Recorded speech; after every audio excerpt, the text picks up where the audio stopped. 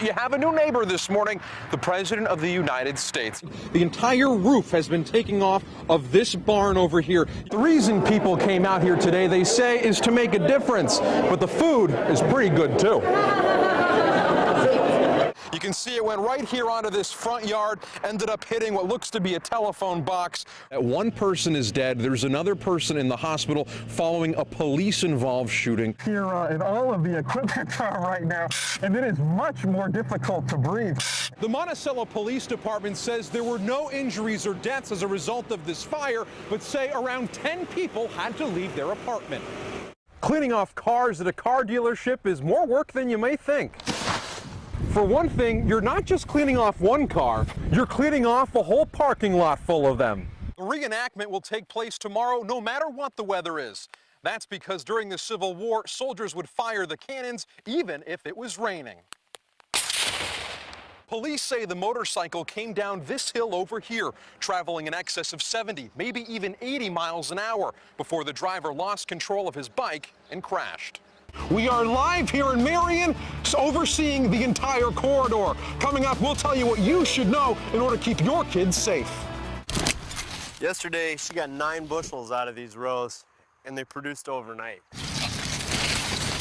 Martin Bitterman and his fellow picker, Misty Johnson, know better than most that it's been unusually hot and dry. A lot of times this summer, it's been like you're working in a sauna. You are a lot sweaty, just drenched in sweat. Like most farmers, those who toil the fields are used to hard work. But unlike many of their counterparts this season, this has been a great year so far as our yields go. Thankfully, we've got this irrigation system set up, and we're not suffering like a lot of other farms are around here. The ability to irrigate is what's helping them win the war against this summer's drought. It takes more than just a good irrigation system to produce a good crop when there's a drought. It also takes a little creativity, too. Here at Bass Farms, they're using a sprinkler that's designed to be used on a golf course. It was something that we had to think of and create on the fly. It's a little tricky to do, but everything out here, there's no manual for. Using all that water, of course, isn't cheap. But growers here say it's simply the cost of doing business. And this year, it's paying off with expectations of their best crop year ever. Shall we get more bags? Covering the corridor in Mount Vernon, Josh Scheinblum, CBS 2 News. Eastern Iowa is now more than likely home to a new lottery winner. We don't know who they are or what they look like. But that's not going to stop us from trying to find them. So without any leads to go on, we thought we'd start here at a local gas station in Cedar Rapids. It looks like we have a potential lottery winner here. Sir, do I wish you congratulations? Did you win the lottery? I wish I did. Sir, if you won the lottery, what would you buy? An island. What kind of island? A tropical island. Would you invite me on the island with you? Anybody that wants to come, more the merrier. Did you win the lottery? No. How do we know that you didn't win the lottery? Dude, I have to have people drive me to work. Come on. That's the kind of answer someone would give who did win the lottery and didn't want anybody to know about it. For $241 million, you can buy a whole lot of candy. In terms of lifesavers, that's $241 million. But maybe candy's not your thing. At your local gas station, a bottle of water will cost you about $1 too. That means you can get 241 million of those as well. If you've already won the lottery, chances are you're feeling pretty lucky. So maybe 241 million scratch tickets are more your style. Maybe you like doing some drinking. Well, if you're anything like my friend over here, that's definitely a possibility. Ma'am, I noticed you were using the generic version. If you won the lottery, would you get the normal kind? Sure. What would be your taste? Pepsi. Pepsi? You guys are not Pepsi. Well, despite our best efforts, it doesn't look like we're going to be finding the lottery winner here, so we're on our way to the source where the ticket was bought. We're here where that ticket was purchased, Hy-Vee on Edgewood Road. We hear they're having a press conference. Why don't we go on in and let's take a listen. So do you have any idea at all who this winner could be? That is the $241 million question, and no, we do not yet. After talking with our friends at the Iowa Lottery and over at Hy-Vee, it's still clear we don't know who won the lottery. The question is, though, if it's you, why haven't you come forward yet? For covering the corridor in Cedar Rapids, Josh Scheinblum, CBS 2 News.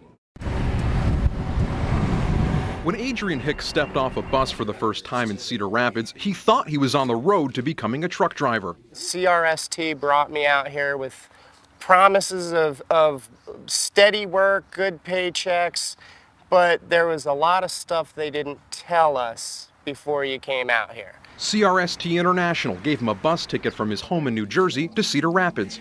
But what he believed was an opportunity of a lifetime left him instead, in his words, at rock bottom. I've lost everything that I ever cared for or cherished about, and now I've just become a burden to Cedar Rapids, and I don't like that feeling. Adrian has been homeless since he was expelled from CRST's training school back in November after failing a drug test. He tells CBS 2 News the company refused to pay for his bus ticket back to New Jersey. His story isn't unique. Other CRST rejects tell us there are others who found themselves stranded in Cedar Rapids after being removed from the school. Hoping and praying for the best. Isaiah, originally from Indiana, is one. He's asked us to hide his identity. Embarrassed, he says, over the situation he's found himself in. How many people roughly were in your class? I think we came out here with about 200 people. And how many are here now? I would probably say out of my class alone for that week, probably about 20 of us maybe. With no place to go, those kicked out of the program often seek help from local nonprofits like the Salvation Army in area homeless shelters. Perhaps they're only ones that we hear about are those that their support group back home cannot send them money, or their wife cannot send them money. Officials with the Salvation Army add that in at least one case, a CRST company shuttle dropped off a man from Nevada right at their doorstep, allegedly telling the person, "This is the Salvation Army. They should probably be able to help you." Since January, the Salvation Army alone says they've spent nearly $1,000 on hotel rooms and bus tickets for people trying to get back home after being dropped from CRST's program.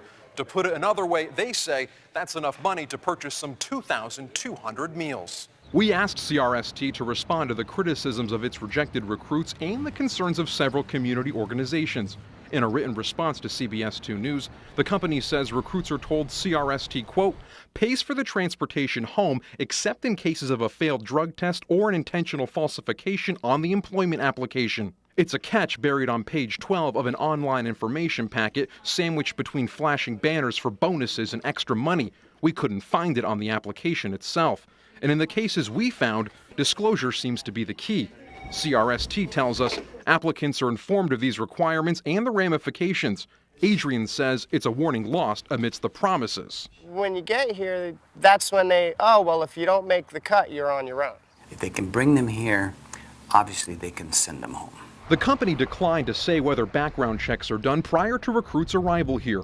They tell us they are proprietary, competitive, and could intrude on our applicants' confidentiality.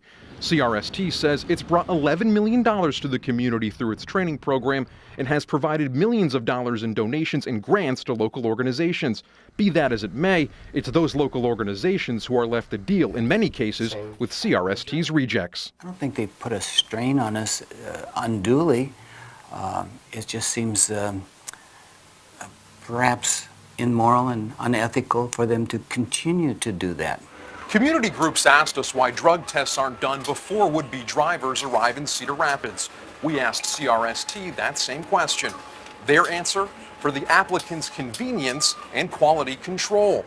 But for some, that convenience has left them struggling. Covering the corridor in Cedar Rapids, Josh Scheinblum, CBS 2 News.